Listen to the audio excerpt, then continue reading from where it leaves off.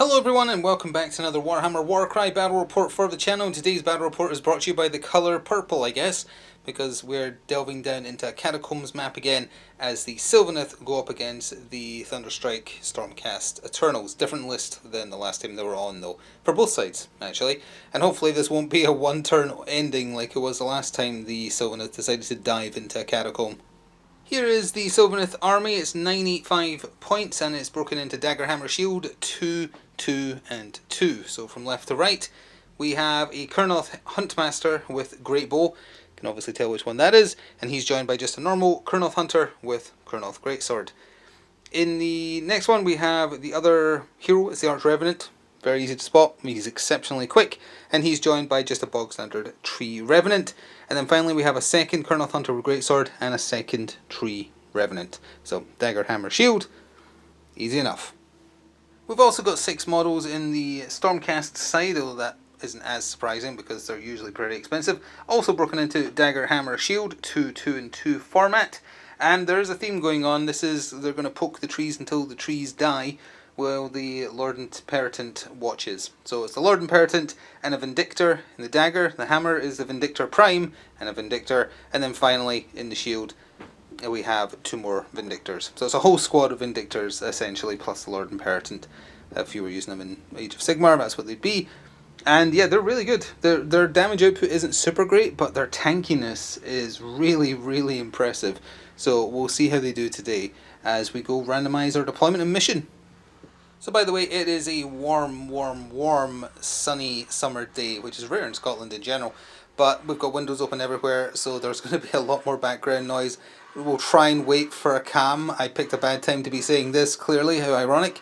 But hopefully going forward it won't be as bad, but just know there might be a bit more background noise than normal. Apologies for that. Anywho, let's split the deck a few times and say, you win the prize. Unless we literally just played you, of course. Oops. And then deployment type, let's split this here and then here and say, hey, you're a winner. And we'll see what RNG does for us today. So, raise. So these are the old cards, by the way, so we might have to say they go to 4 turns if they say go to 3. Starting with the player who won priority, each player picks a different battlefield edge to be the warband's territory. Any fighter that finishes a move action within 1 of the territory can enter it. Remove the fight. Oh, I remember this. It's been a while, but played a newer version of this with the Warhammer Creed once, I remember it. So it does not count as them being killed. The battle ends after 4 rounds. When the battle ends, count the number of fighters that entered the enemy warband's territory. The player with the most wins. So 6 pieces a size, so that's actually pretty perfect. Sylvaneth are faster, though, so depending on how much they want to give up, they can definitely get across the board easier. And then, deployment type. Ambush. So attacker starts with Hammer and Shield, Dagger comes in round 2, Defender comes in with Dagger, Shield and Hammer round 2. Okay, so Dagger and Hammers round 2 depending on which side is which. We'll get that all set up and ready to go after this quick word from my channel sponsor. This video is sponsored by Noble Knight Games. Check out the video description below for an affiliate link that will take you through to their store and it will help me out as well. Thanks. And with that, here we are, set up with the models that at least are starting on the board. Stormcast won the roll-off, opted to be the attacker with the given layout. So their hammer is here and their shield is here. Their dagger comes in round 2 on the line that's actually been chosen as the territory for the Sylvaneth. So they could appear and immediately walk off. Now the downside to that is they'd be losing their Lord Imperatant straight away and he's strong. But hey, that's it might be tactically correct, who knows. For the Sylvaneth, the shield has been deployed down here, Tree Revenant and one of the Kurnoth, and then the Kurnoth with the Great Bow, who is a hero, and then just the normal Kurnoth with the Great Sword are also there, so they're kind of facing down the 2 Vindictor deployed there, and their hammer can come on anywhere along the bottom edge of the table down here, for that half, not this half.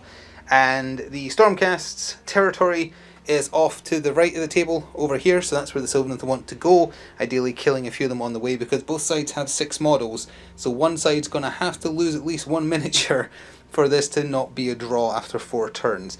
So with that, let's jump into the dice rolls for turn 1. I just realised with the raise plus ambush, it's kind of like both sides were planning to raise each other's supplies, and both ambush parties kind of accidentally ran into each other in the catacomb they were using to sneak around, which is kind of fun. Anyway, the Sylvaneth rolled a 666 naturally, and they turned a single 5 into a double with their wild die. The Stormcast, double 2, they have turned a single 6 into a double with their wild die, leaving them with 3 singles as opposed to 2, so they will be going first.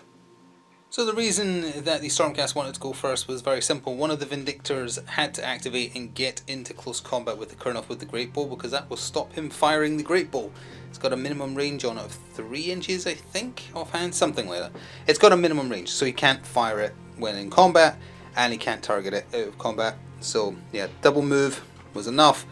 Normally the Vindictors don't need to get into close combat because they've got range 2 on those storm spears, but in this instance it was imperative that he did to stop that bow being fired at anyone. Now he does open himself up to both of them smacking him, which might be a mistake, but they're toughness 6.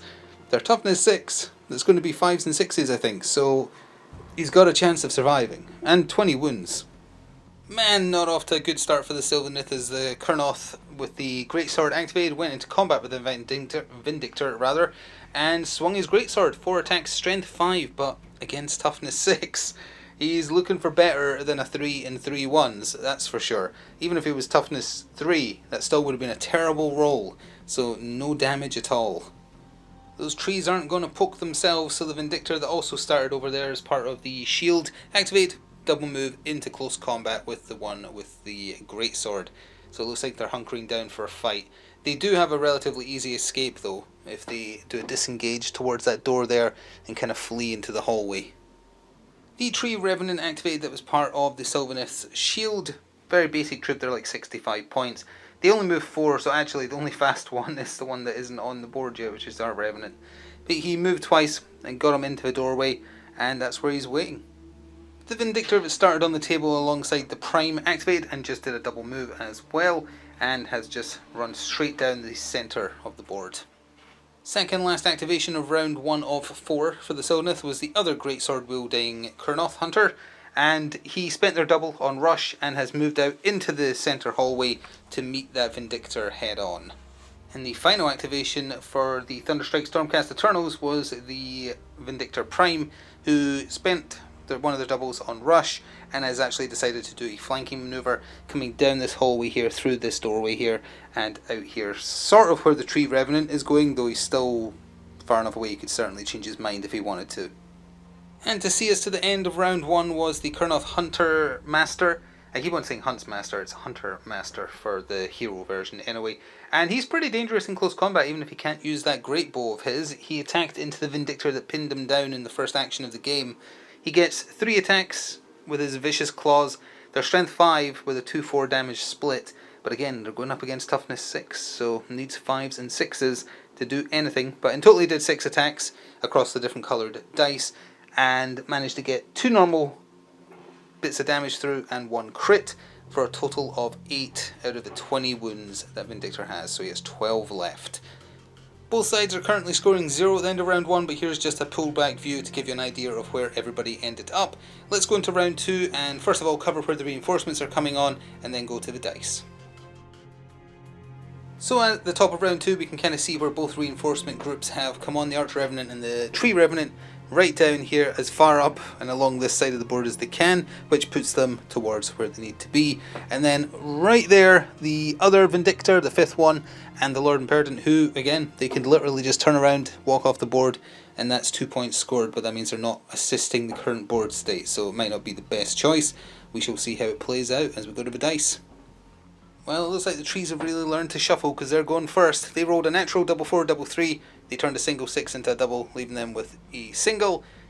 The Stormcast rolled a triple 3, double 4, and they decided to turn the single 2 into a double, meaning they had nothing left. So Sylvaneth taking first activation.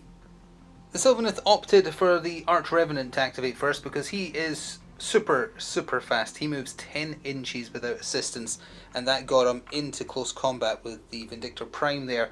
And he opted to spend one of their doubles, the double 3 I think it was, but that doesn't really matter, on Zephyrite's Tail Pincers. You just pick a fighter within an inch of you, you roll a die, and on a 3+, they take 3 wounds. And that is precisely what happened. That's the green die. He then opted to attack 4 dice, strength 4 with a 2-5 split, and unfortunately the Sylvaneth dice luck continues to be... that's almost exactly the same roll, in fact. But either way, yeah, nothing through on that. Plus side is locking him down very far from where he needs to be a scoring unit, and might be able to make the Tree Revenants slip by. As long as they don't end a movement action within an inch of him, they should be okay. Or they might want to help kill him. I don't know. But either way, that was a good idea to lock down the Vindictor Prime. Both leaders are activating for both sides. First, as the Lord Imperator activated, he spent one of their doubles on Rush to just get in position there, and then fired his... well, he's technically meant to have a bow. I choose to believe he's shooting lightning. A minimum range of 3, maximum range of 15, into the back of this Kurnoth Hunter to the right of your screen. Over there. There we go. And didn't roll super well. It's also a 1-4 split. It's 4 dice, strength 4 versus toughness 4, 1/4. Lots of 4s on the damage. Only managed to get 2 normal hits through, so that's a whopping 2 wounds to a 20 wound model. So certainly not the kind of damage you want to see a leader miniature do. Turns out the Sylvaneth can do even worse. The Tomb has clearly cursed their dice in some fashion. The Kurnoth Hunter Master with the bow activated, hoping to just do some more damage with those claws. So across 2 attacks for a total of 6 strength 5 attacks versus toughness 6. And scored nothing. Rolled 4 3s, a 1 and a 2. That is shockingly bad. The Vindictor in the central hallway decided to lock down that Kurnoth with the greatsword, so moved into combat and just attacked into him once. It's 3 dice, strength 4 versus toughness 4 with a 2-5 damage split. Managed to get 2 normal hits through and a crit, so that was 5, 6, 7, 8, 9 on top of the 2 he already had, so that's 11 damage to him. Of his, 28? Ooh. This Kurnoth with the greatsword activated swung into the wounded Vindictor that's engaged with the one with the great bow, and just left in the successes across both attempts. So a total of 8 dice were rolled. Strength 5 versus toughness 6, 2-5 split. He got a crit in the first set and 2 normal hits through in the second for a total of 9 wounds. On top of what he had already, I think that's him up to 17 damage of his 20, so he is actually almost down. And since he was on death's door, it made sense to activate him and to attack. However, he changed his target. He went after the Kurnoth with the greatsword, because that's the one that the other Vindictor that's there can reach. So together they might be able to do good damage. So a total of 6 dice rolled for him, strength 4 versus toughness 4, 2-5 split. And there we have it. So that is 3 normal hits through there, plus a crit and another normal hit there. So that is 2, 4, 6, 8 plus 5. That is 13 wounds to the Kurnoth with the greatsword. We've had our first spike of the game, and it's from the Kurnoth with the greatsword that's in the centre of the table, almost dead centre in fact. Swung into the Vindictor, but engaged with him twice, and in just the first roll got 2 normal hits and 2 crits through for a total of 14 of his 20 wounds. So he has 6 left. Now you might notice there's no second roll visible.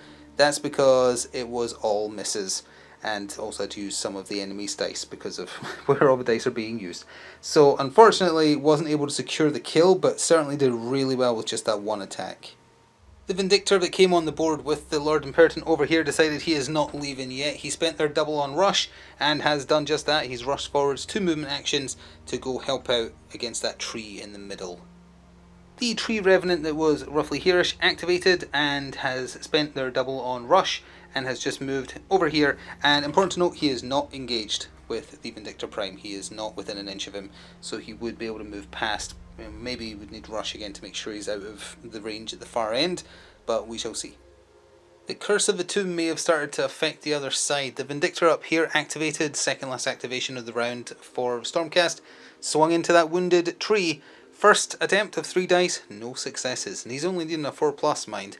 Second set, he got a single wound through for 2 damage, putting that tree at 15 of his 28, 26, however many. Not dead is the important part.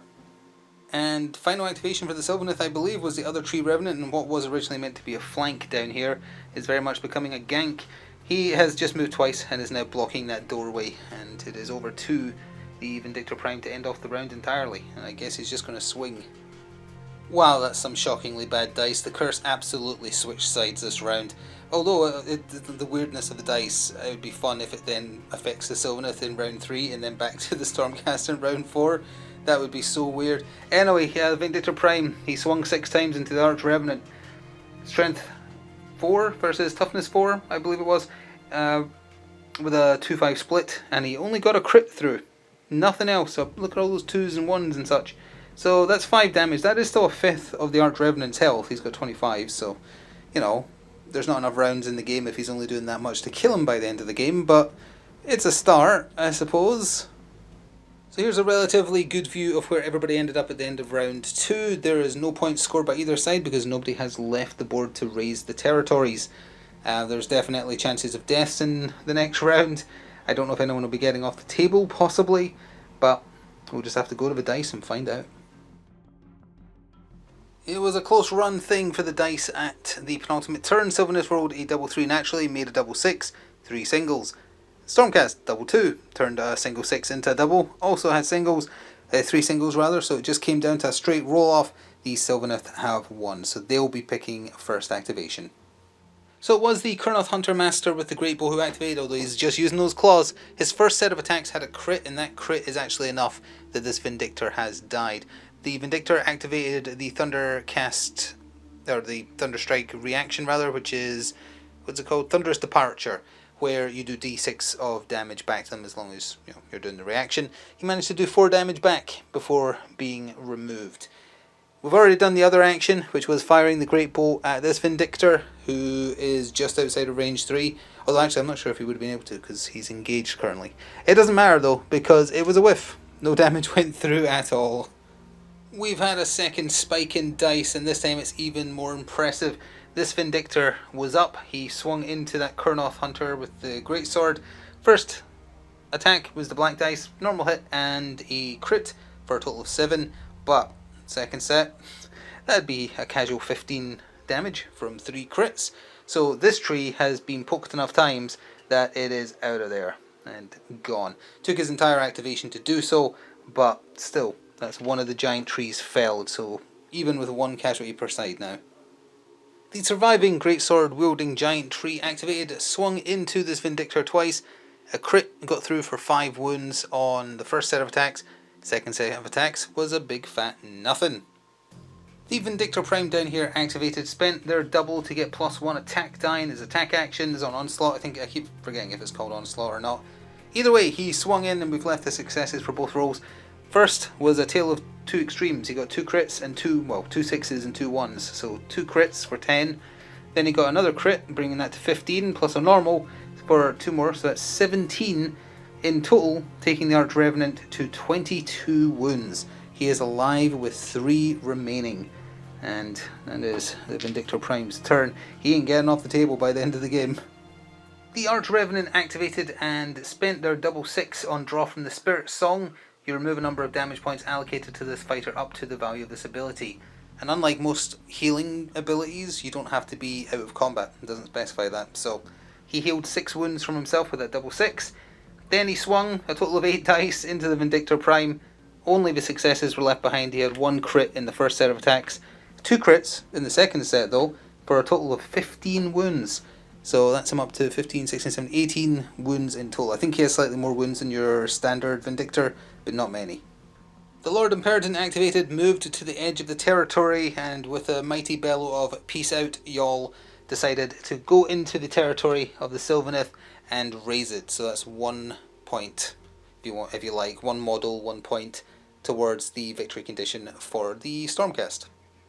All the cool kids were doing it, so one of the tree revenants down here decided to peace out. Spent a double on Rush to get that extra inch pass, so he was outside of being stuck in combat after finishing a move action. That allowed him to use the second one to just wander off the table, so that is the first point gained for the Sylvaneth there.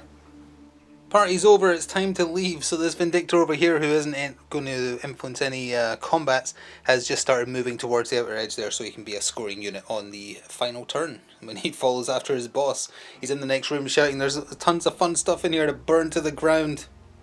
And it's just over to the other tree revenant to take us to the... Oh, actually no, the Vindictor, if it's locked in combat, can still go after this. But either way, if he had just tried to get round and walk off the table like the other one did, it would be looking like it'd be a draw at the end of the next turn with both sides getting 2 units out. So in order to try and make it 3 for the Sylvaneth, he moved into combat and took some swings at the Vindictor Prime. Now they're not powerful, they're cheap and cheerful. 3 attack, strength 3 with a 1-3 damage split. He did get 1 hit through for 1 singular wound, but hey, that's 1 wound closer to death. The Sylvaneth will absolutely be wanting to go first next in the final round to try and kill that Prime, because if they manage that, they might have it. So that Vindictor activated and spent their last double on getting an extra attack die. Got 1 crit, 1 hit through in the first barrage and just 2 hits through in the second.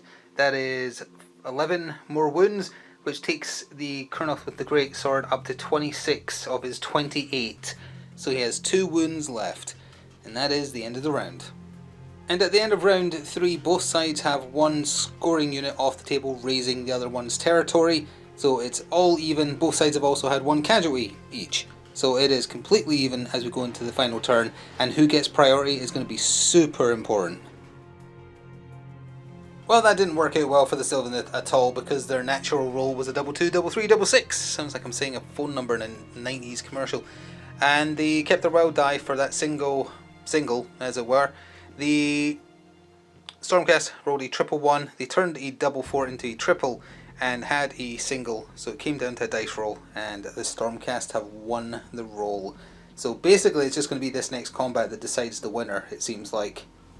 And boom, there it is. The Vindictor Prime activated, swung into the Arch Revenant, spent the triple as a double just to get 1 bonus attack die, and rolled a double crit in the first set of attacks, nothing else, and then just a single hit in the second set, but that's still 12 more wounds on top of the 16 he had, and he only had 25 in total, so the Arch Revenant has been taken down, and he couldn't have bothered using his reaction because he needed both actions to get off the table, 1 to kill and then 1 to move. So unfortunately for him, yeah, that's probably cost the game right there. This poor little tree Revenant might still be able to make it a draw on the off chance he rolls like all crits in 1 attack action to finish off the Vindictor Prime, who has 25 wounds as well, by the way.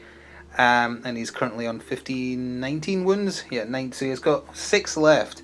It's not out of the realm of possibility that the Sylvaneth can still secure a draw now. They just need to do 6 damage with a very weak unit on 3 dice. But it's very unlikely, and they definitely can't win now.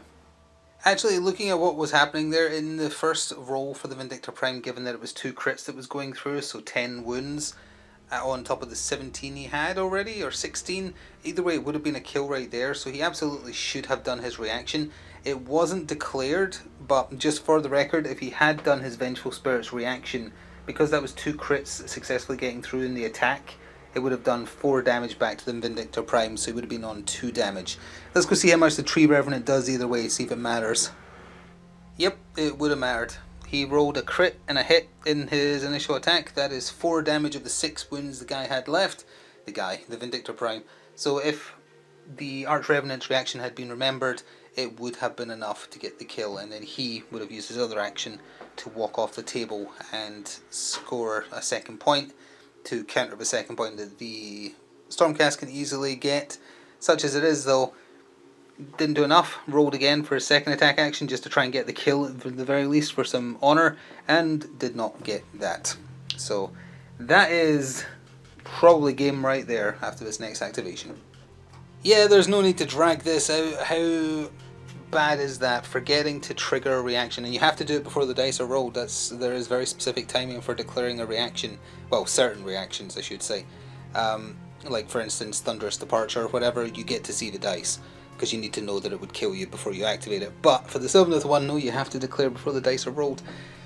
It's rough. That cost them. Anyway, this Vindictor can act and just boop, boop, boop, boop, walk off, and that is 2 scoring units. No one else is getting off the table. It's worth noting. No matter how any combat here plays out, they cannot get to the territory. Even with Rush, he can't get to the territory within an inch of it because he can only move a total of 10. So that would not be enough to clear or to get within an inch of the territory edge.